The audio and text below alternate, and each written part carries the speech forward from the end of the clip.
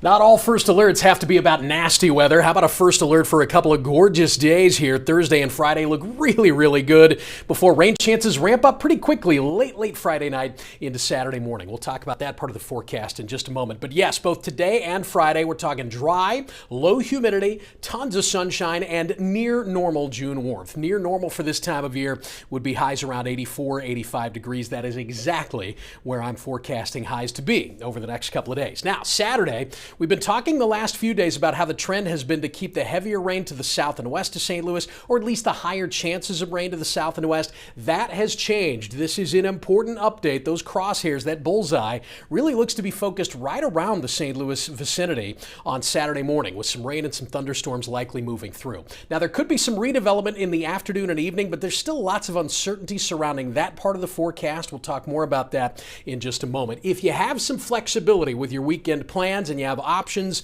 Sunday is the way to go. Looks dry, mild, and again, a reinforcing shot of lower humidity than we would typically find around here in the middle of June. Here's your Thursday planner. This is today. Looks great. Mostly sunny in the morning and then just complete blue sky heading into the afternoon.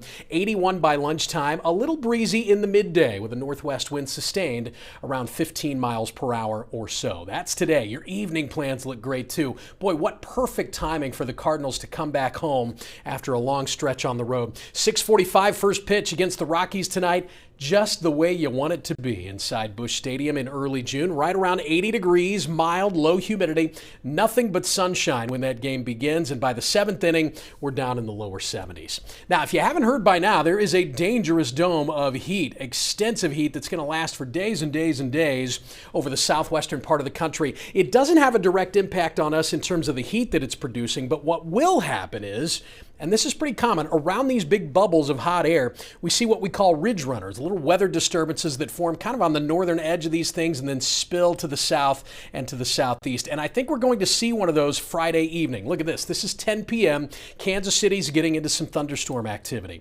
So your evening plans on Friday in St. Louis right now look fine. This is what I want to watch for Friday overnight into Saturday morning. Could be fairly strong out there in central Missouri, probably weakening as it moves in, but let's be ready around sunrise, maybe even a little earlier on Saturday, for a line of thunderstorms or at least rain showers to be moving in from the west. If there is a severe threat with this, it would be strong straight line winds.